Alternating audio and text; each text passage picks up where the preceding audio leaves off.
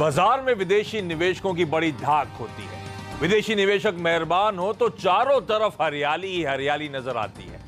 फिरंगी अगर किसी शेयर में हाथ रख दें तो समझिए निकल पड़ी। माना जाता है कि लंबी रेस के घोड़ों पर ही वो दाव लगाते हैं। इसलिए जब किसी शेयर के फंडामेंटल्स की बात आती है तो शेयर में एफआईआईज ने कितना माल ले रखा है इसको भी देखा जाता है। जिस शेयर में एफआईआईज की जितनी ज्यादा हिस्सेदारी होती है उसे उतना मजबूत खिलाड़ी समझा जाता है। तो क्या विदेशी निवेशक हमेशा कमाई की पक्की गारंटी होते हैं या उनसे भी चूक होती है? आज अब उन शेयरों की बात करने जा रहे हैं जिन पर फिरंगी फिदा है। इंडियन बोर्सेज यानी कि भारतीय स्टॉक एक्सचेंज में जो कंपनीज लिस्टेड है उनमें कौन सी एफआईआईज की टॉप पसंद? तो आज हम बात करेंगे उन टॉप कंपनीज की जहां फॉरेन पोर्टफोलियो इन्वेस्टर्स का हाईएस्ट स्टेक है, जहां उनका सबसे ज्यादा भरोसा है, पैसा लगा हुआ है। फाइनेंशियल तो हमेशा से उनकी पसंद रहे भारतीय बाजारों में। तो HDFC, Bharat financial inclusion, India bulls housing, Shriram transport finance, ICICI bank, लंबी लिस्ट ऑन फाइनेंशियल्स की जो उन्हें पसंद है। इसके अलावा कई और इंटरेस्टिंग बेट्स भी हैं एफआईआईज की इस बाजार में। उन्हीं पर आज अगले आधे घंटे हम लोग करेंगे बातचीत।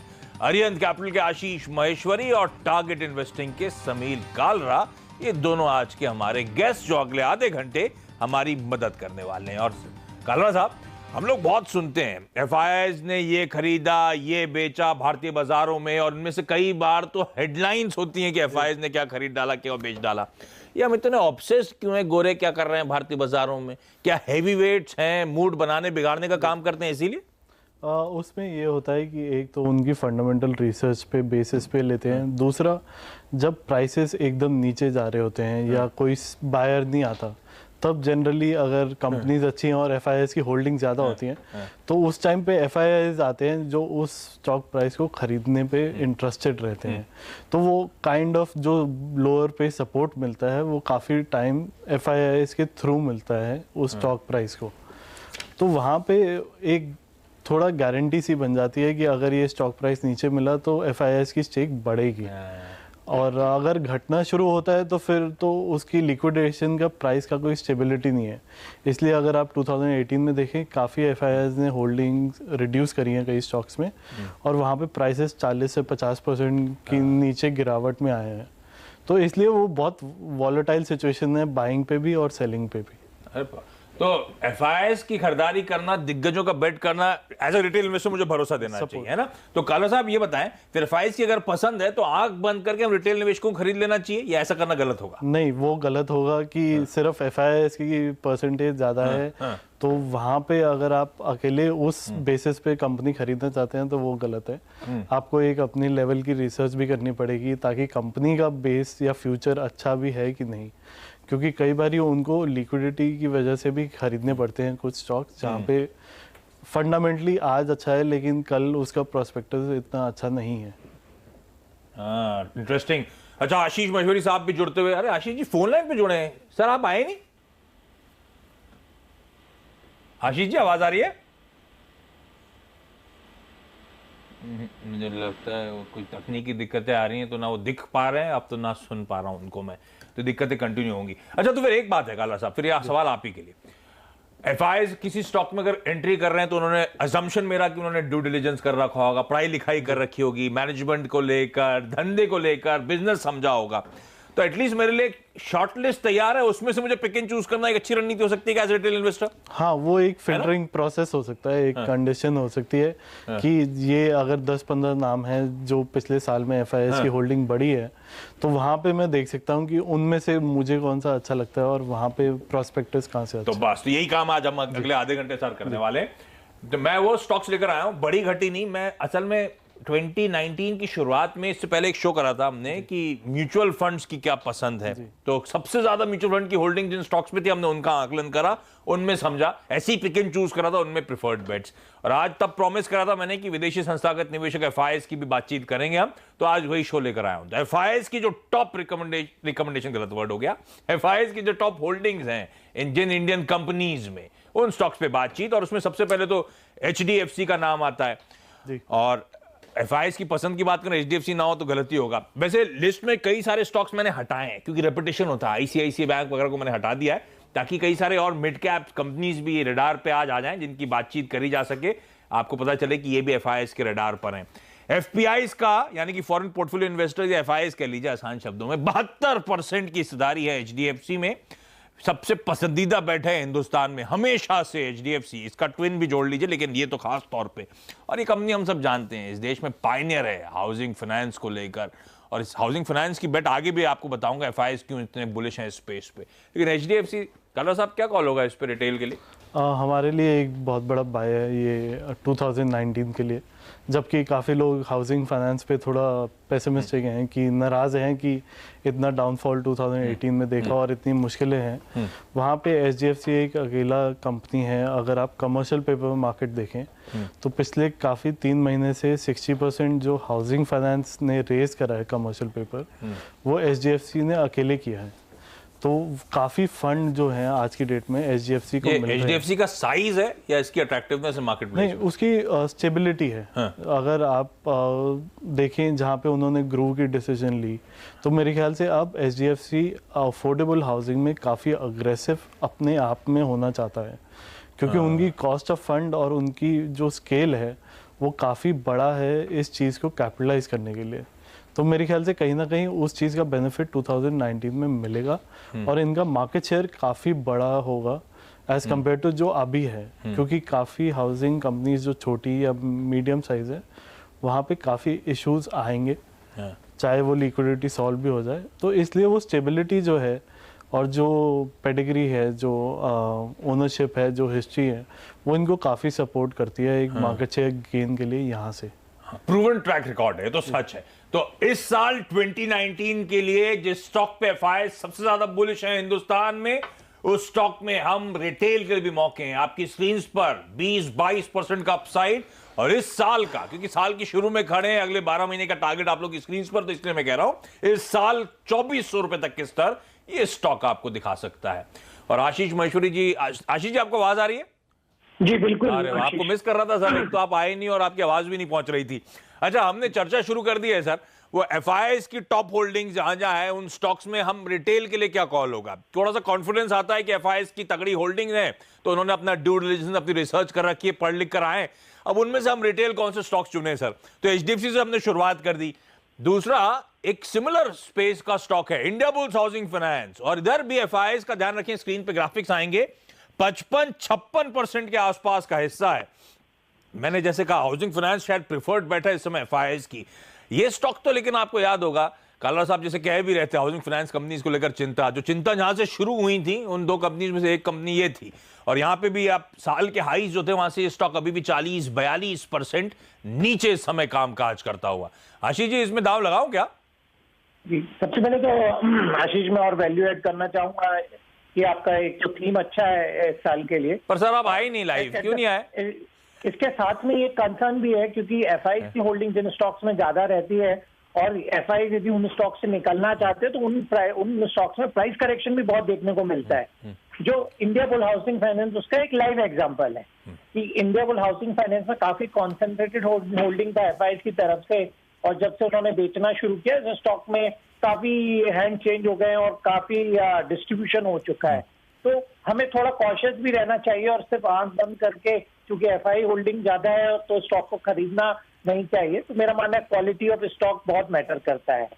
जहां तक आपने एचडीएफसी के बाद इंडियाबुल हाउसिंग फाइनेंस की बात की, तो मेरा मानना है 2019 के लिए अभी जो करंट वैल्यूएशन हो गए हैं उससे ये अभी अट्रैक्टिव नजर आता है। और उसके पीछे रीजन ये है कि जैसे एचडीएफसी ने फ्रीली पैसा रेज किया है, इंडियाबुल हाउसिंग फाइनेंस भी कंपनी है जिसने पिछले 3 महीनों में बैंक से एनसीडी रूट के थ्रू, सभी रूट के थ्रू पैसा रेज किया है। इसके अलावा उनकी जो ग्रोथ है, अब मेरा मानना है 25% एयूएम का जो टारगेट ग्रोथ था वो तो अब शायद नहीं होगा किसी भी एनबीएफसी का, तो इनका भी जो ग्रोथ का टारगेट 18 से 20% रहेगा। और जो एक और यूएसपी है कि जो उनके एसेट क्वालिटी है वो काफी स्टेबल है। इसके अलावा उनके कहीं पे भी प्रोजेक्ट में भी कहीं स्ट्रकअप हो जाते हैं तो उनकी मार्केटिंग स्किल भी है कि उस प्रोजेक्ट को वो शेल्व आउट कर सकते हैं। तो मेरा मानना है कि इन सारे फैक्टर्स के चलते और जो आरओ है काफी स्ट्रांग है, 2.5% के आसपास का आरओ है, ROE 30% के आसपास का है। तो अभी जो करेक्शन के बाद के जो वैल्यूएशन है उसमें अभी स्टॉक अट्रैक्टिव नजर आता है, और मेरा मानना है कि 2019 के लिए जो हाउसिंग फाइनेंस का पैक है उसमें इंडिया बुल हाउसिंग फाइनेंस सबसे ज्यादा रिटर्न देगी। अरे वाह, तो एक एक्सपर्ट का भरोसा HDFC पर और दूसरे देखिए इंडिया बुल्स हाउसिंग फाइनेंस, इसको लेके कंसर्न्स थे, लेकिन वो कंसर्न शायद प्राइस में अब ड्यूली रिफ्लेक्ट हो रहे हैं। इस साल के लिए 1000 रुपए तक के targets India bulls housing finance भी डिलीवर कर सकता है। खरीदारी करें 1000 रुपए, मतलब यहां से 20-22% के अपसाइड की यहां पे भी बात हो रही है, 21% की। अच्छा, क्योंकि NBFCs की बात छेड़ दी आशीष जी, तो एक और स्टॉक है श्रीराम ट्रांसपोर्ट फाइनेंस। यहां पे भी FIIs का तगड़ा 48-49% का हिस्सा है। और श्रीराम ट्रांसपोर्ट फाइनेंस, ध्यान रखें, ट्रक फाइनेंसिंग, और उसमें भी वो सेकेंड हैंड ट्रक फाइनेंसिंग के मार्केट में बहुत तगड़ी पकड़ है इस कंपनी की। श्रीराम ग्रुप की कंपनी पिरामल एंटरप्राइजेज, अजय पिरामल साहब की कंपनी 9-10% स्टेक ओन करती है, शेयर होल्डिंग बड़ी तगड़ी, लेकिन ये स्टॉक भी ऑफ आइस ट्रेड कर रहा है। आशीष जी, इस पे कॉल क्या होगा? दाव लगाओगे आप 2019 के लिए या रहने दूं? नहीं, इसको रहने देना चाहिए आशीष। मेरा मानना है कि अभी भी जो कॉमर्शियल व्हीकल का मार्केट है उसमें बहुत मीनिंगफुल रिकवरी देखना एक तो बाकी है। दूसरा, जो सेकंड हैंड जो ट्रक फाइनेंस के ऑप्शंस थे उसमें भी अब काफी कम ऑप्शंस अवेलेबल है, क्योंकि इस पर्टिकुलर सेगमेंट में काफी रिकवरीज और काफी बैड डेट हुए हैं, क्योंकि इकोनॉमी पिछले एक साल में जो मैन्युफैक्चरिंग साइड पे वो इतना अच्छा नहीं कर रही थी, तो उसके कारण से जो EMI के पेमेंट है उसमें काफी डिले चल रहा है। तो यही रीजन है कि इस स्टॉक में हमने कोई बहुत ज्यादा मीनिंगफुल रिकवरी नहीं देखी है, और मेरा मानना है कि इनके मार्जिन पे प्रेशर रहेगा और रिकवरी के लेकर थोड़ी चिंताएं बनी रहेंगी। तो अब क्योंकि आपके पास तो दूसरे कई सारे क्वालिटी स्टॉक जहाँ पे FI होल्डिंग अच्छी अवेलेबल है, तो मेरा मानना है श्रीराम ट्रांसपोर्ट फाइनेंस एक अंडर परफॉर्मर रहेगा 2019 के लिए, इसको अवॉइड करने की सलाह। बिल्कुल ठीक, तो बेहतर विकल्प अवेलेबल हैं, अभी भी ओवरहैंग्स हैं। श्रीराम ट्रांसपोर्ट फाइनेंस अवॉइड करें। FI की होल्डिंग हो सकती है तगड़ी हो, लेकिन हम रिटेल को इसमें जाने की जरूरत नहीं है 2019 इस साल के लिए। अच्छा, IT बड़ी खबरों में ऑफ लेट, और FIs की पसंद तो हमेशा से IT पैक रहा है। दिग्गजों में तो निवेश रहता ही रहता है। दो इंटरेस्टिंग मिड कैप कंपनीज आपकी स्क्रीन पर आएंगी जहां पे FIs की तगड़ी होल्डिंग है। एक तो कालरा साहब है माइंडट्री, 40% FIs इस कंपनी का ओन करते हैं, और कल बाजार बंद होने के बाद तिमाही रिजल्ट्स आए थे। हालांकि रिजल्ट तो लैकलस्टर उम्मीद के मुताबिक हैं, पर यहां पे वो प्रमोटर स्टेक बेचने की जो खबरें हैं वो लगातार तूल पकड़ती रहती हैं।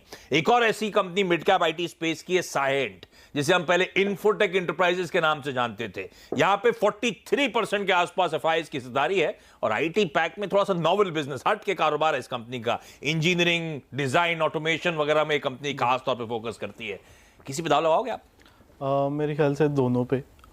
इसमें साइएंट ऊपर होगा मुझसे। साल की शुरुआत में एक्सपर्ट बुलिश नहीं था IT पे, उनका मानना रुपए में रिवर्सल होगा और IT पिटेगा, ऐसा होने नहीं वाला क्या? हम उल्टा चल रहे थे। हम हमेशा ये थे कि डॉलर और स्ट्रेंथन होगा और रुपी वीकनेस होगा 2019 और में होने वाला है। दिक्कत है 70 वापस आने वाला है। हाँ, हमारा ख्याल है 75-76 तक। उसके दो रीजन है। एक, जो अगर आप स्लो डाउन जो बात कर रही है ग्लोबली, वो एक हाई ग्रोथ से नीचे आने की है। वो इतना नीचे नहीं है कि रिसेशन के सिचुएशन पे आ जाए। और US में जहाँ तक अगर रेट हाइक बंद हो गए तो वापस से एक मिड 2019 या लेट 2019 में वापस से ग्रोथ अप मूव कर सकती है। तो इसलिए वहाँ पे ये सिचुएशन अभी स्टार्टिंग ऑफ द ईयर में ही हैंडल कर रहे हैं, ताकि मिड जून तक या जून के बाद तक वो एक वापस से ग्रोथ में आ जाए। तो हर्ड मेंटालिटी पे ना जाऊं मैं, IT में शायद दाव लगाया जा सकता है। ये दोनों कंपनीज पे टारगेट्स क्या होंगे?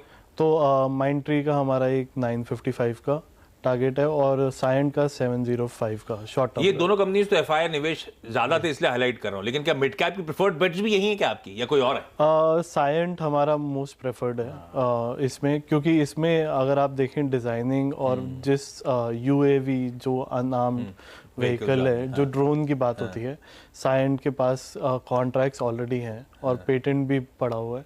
तो वो काफ़ी उस एंड पे डिज़ाइनिंग में जा रहे हैं जो हाई टेक डिज़ाइनिंग है।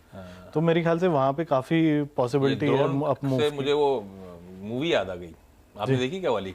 वो क्या नाम है, अभी वीकेंड पे आई है, उरी। उरी देखी आप? देखी। हाँ, सर्जिकल स्ट्राइक था, वो ड्रोन से याद आया।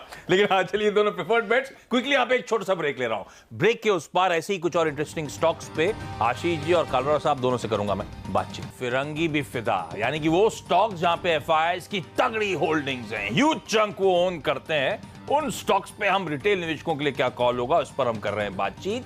आशीष महेश्वरी साहब और साथ साथ समीर कालरा साहब मेरे साथ मौजूद। अच्छा, मैं कह रहा था आपसे, मैंने कई सारे बड़े दिग्गजों को हटा दिया ताकि लिस्ट में मिड कैप्स पे ज्यादा फोकस कर सकूं। आशीष जी, दो स्टॉक्स एक साथ, एक तो अपोलो हॉस्पिटल्स, एफआईआईज का तगड़ा 47% की स्टेक है, होल्डिंग है, और ये साल के निचले स्तरों से बड़ा स्मार्टली रिकवर करता हुआ नजर आ रहा है। पिछले कुछ दिनों में ऑलमोस्ट ये 50% के आसपास की रिकवरी दिखा चुका है 910 के निचले स्तरों से, इस तरह की मोमेंटम आ रहा है। तो अपोलो हॉस्पिटल्स पे आपका कॉल, और साथ साथ इसी कड़ी में एक और स्टॉक है पीवीआर। ऑलमोस्ट 40% एफआईआईज इस कंपनी का ओन करते हैं, और हम सब धंधा तो जानते ही हैं पीवीआर का, जो मल्टीप्लेक्स की सबसे बड़ी चेन इस देश की। और यहां पे भी ध्यान रखें, लास्ट 3 मंथ्स में साल के लो से 40% की स्टॉक ने रिकवरी दिखा दी है। इस तरह का मोमेंटम इन दोनों ही स्टॉक्स में आता हुआ। आशीष जी, कॉल क्या होगा? जी बिल्कुल, अपोलो हॉस्पिटल मेरा मानना है पिछले यदि 2 साल का परफॉर्मेंस देखें तो इसने बिल्कुल एक रैली में पार्टिसिपेट नहीं किया था, और 2019 में मेरा मानना है कि हेल्थ केयर सेक्टर एक काफी फोकस में रहेगा, और जो अपोलो हॉस्पिटल है वो इस सेक्टर का लीडर रहेगा। और उसके पीछे और भी रीजन है कि जैसे फोर्टिस की जितनी वीकनेस है और एक्सपेंशन रुक गया है, तो उसका बहुत बड़ा बेनिफिट अपोलो हॉस्पिटल को मिलेगा। अपोलो के पास ऑलरेडी 70 हॉस्पिटल अभी लाइव एंड रनिंग है, 10,000 बेड से ज्यादा की इनकी कैपेसिटी है। इसके अलावा एक और ट्रिगर है, इनके पास में 3200 रिटेल फार्मेसी है, और जो फार्मेसी बिजनेस है वो भी काफी हाई मार्जिन का बिजनेस है। तो मेरा मानना है इस पर्टिकुलर क्वार्टर के जब नंबर आएंगे, आप देखेंगे कम से कम 50% के नेट प्रॉफिट ग्रोथ देखने को मिलेगी आपको पिछले क्वार्टर के नंबर्स में, और इन जो मार्जिन में भी इंप्रूवमेंट सिग्निफिकेंट अभी हमें 1-2 क्वार्टर में देखने को मिला है। तो ऑलरेडी प्री रिजल्ट बाइंग शुरू हो गई है, स्टॉक ऑलरेडी 52 हाई के आसपास ट्रेड कर रहा है, और मेरा मानना है इस साल में इस स्टॉक में कम से कम 200 रुपए एप्रिसिएशन का और स्कोप है। अरे वाह। और पीवीआर पे सर क्विकली कॉल क्या है? पीवीआर हमेशा एक एफआईआईज का फेवरेट स्टॉक रहा है, और मेरा मानना है कि एक इंडिया की जो कंजम्पशन और एंटरटेनमेंट इंडस्ट्री है उसका एक मार्केट लीडर है ये। और यहाँ पर भी मेरा मानना है कि आप देखिए हर ऑल्टरनेट मंथ में 100 करोड़ का ज्यादा बिजनेस करने वाली फिल्म इंडियन मार्केट में आ रही है, तो उसका बहुत बड़ा बेनिफिट पीवीआर जैसे प्लेयर्स को मिलेगा। इसके अलावा जो जीएसटी में भी जो अभी डिक्लाइन आया है, जहाँ पे 28 से 18 और 18 से 12 2 स्लैब में उन्होंने जीएसटी कर दिया है, तो उसका भी बेनिफिट पीवीआर को काफी मिलने की उम्मीद है। मार्जिन में भी हमने देखा कि कंटिन्यूस इंप्रूवमेंट है, और मेरा मानना है कि अगले इस साल में बड़ी बॉलीवुड की पाइपलाइन है जिसका बेनिफिट पीवीआर को मिलेगा। इसके कारण से आप देख रहे हैं कि स्टॉक में एक फिनोमिनल स्ट्रेंथ है कंपेयर टू ओवरऑल मार्केट। तो पीवीआर भी एक मेरा पिक रहेगा। यहाँ पे भी मेरा मानना है 200 से 300 रुपए की अपसाइड भी पॉसिबल है पीवीआर में इस साल के अंदर। तो दोनों कंपनीज अपोलो हॉस्पिटल, पीवीआर बड़ा तगड़े मोमेंटम में पिछले कुछ महीनों से, और लाइकली 2019 में भी और भी आउट परफॉर्मेंस दिखाएंगी। काला साहब, 2 और इंटरेस्टिंग बेट्स। एक तो पेज इंडस्ट्रीज, एफआईआईज का 38% के आसपास का हिस्सा, और ये धंधा पेज इंडस्ट्री से ज्यादा लोग जॉकी इंडिया के नाम से ज्यादा अपने आप इस कंपनी को एसोसिएट कर पाते हैं। जॉकी और स्पीडो की इंडिया और श्रीलंका की फ्रेंचाइज है, ध्यान रखिए इनके पास। और ये स्टॉक उल्टा है, पिछले 4 महीनों में अच्छा खासी पिटाई हुई है, ऑलमोस्ट 36,000 के हाई से ये स्टॉक 1/3 झटक चुका है। वैल्यूएशन प्रीमियम बहुत मिलते थे बाजार में इसको। दूसरा स्टॉक है रिडिंगटन, सरप्राइजिंगली यहां पे भी एफआईआईज 35% के आसपास ओन करते हैं, और ये स्टॉक मैं बहुत ट्रैक करता था एक जमाने में, कभी कुछ करके नहीं दिया कालरा साहब, और अब जब चलना शुरू हुआ तो 190 प्लस के हाई से फिर गिर गया। अब तो मेरे ख्याल से 60% करेक्ट कर गया वहां से। क्या करूं? इसमें रेडिंगटन की वैल्यूएशंस काफ़ी बेटर हो गई हैं। अगर आप देखें वो जो 190 पे था वो काफ़ी प्री पोन बाइंग हो रही थी, और वहाँ पे एक्सपेक्टेशंस बहुत हाई थी। अगर आप अभी 80 पे देखें तो एप्पल की सेल्स जो है इनका 25% ऑफ टोटल प्रॉफिट है, और बाकी 75% काफ़ी सैमसंग वगैरह डिस्ट्रीब्यूशन से आता है। तो वहाँ पे काफ़ी ग्रोथ है इनकी, और वहाँ पे मेरे को लगता है ये एक 100 रुपीज़ का टारगेट है 2019 के लिए। और आप कैश फ्लो कंपनी है, कोई डेट नहीं है, कोई ज़्यादा एक्सपेंशन नहीं है, और इनका जीएसटी से जो होलसेल का बिजनेस है, जो वेयर हाउसिंग का बिजनेस है, वो काफ़ी पिकअप कर रहा है इनके लिए। तो रेडिंगटन पे एक कॉल आप लोग की स्क्रीन पर आता हुआ, बात इसलिए कर रहा था क्योंकि गोरों का इंपैक्ट बड़ा तगड़ा पड़ता है हिंदुस्तान के बाजारों पे। तो प्राइमरली हमारे बाजार तो एफआई फ्लोज, इनफ्लोज जो आते हैं वही ड्राइव करते हैं मूड और सेंटिमेंट को। अच्छा, समय खत्म हो गया आशीष जी, 10 सेकंड का रिप्लाई। ये एफआई जो ऑफलेट बाजार में बिकवाली कर रहे हैं, मुझे कोई घबराने की जरूरत तो नहीं है इन स्टॉक्स में जहां पे बहुत तगड़ी होल्डिंग है उनकी? नहीं, ये इनफैक्ट सही मायनों में ग्रो स्टोरीज है, ब्लू चिप स्टॉक्स हैं आशीष। तो मेरा नहीं मानना कि जिन स्टॉक्स के बारे में हमने बात की है उसमें कोई बहुत ज्यादा घबराने की बात है। जैसे अभी हम आपके लिस्ट में यूपीएल करके भी स्टॉक था, आप देखिए कि एफआई ने थोड़ा सेलिंग किया तो जुलाई में स्टॉक 52 वीक लो पे था, पर दूसरे एफआई जो स्टॉक को बाय करने आ गए तो दिसंबर में स्टॉक ने कर भी बना दिया। तो ऐसा नहीं है कि फंडामेंटल्स किसी कंपनी की खराब है, थोड़ा इम्पैक्ट बहुत जरूर इन स्टॉक्स में रहता है, पर मेरा मानना है वो अपने जो उनकी रियलिस्टिक वैल्यू है। चलिए ठीक है, तो घबराने की जरूरत नहीं, ये सब स्टॉक्स अच्छे पेडिग्री वाले स्टॉक्स जिनको हमारे एक्सपर्ट्स ने रिकमेंडेशंस दी। आशीष महेश्वरी साहब, समीर कालरा साहब, आप दोनों का धन्यवाद वक्त निकालने के लिए। क्विकली यहाँ पे छोटा सा ब्रेक ले रहा हूँ और कल 12:30 बजे एक वापस बहुत इंटरेस्टिंग पेशकश, ऑलरेडी तैयारी हो चुकी है उसकी पेशकश, कल 12:30 बजे। नमस्कार।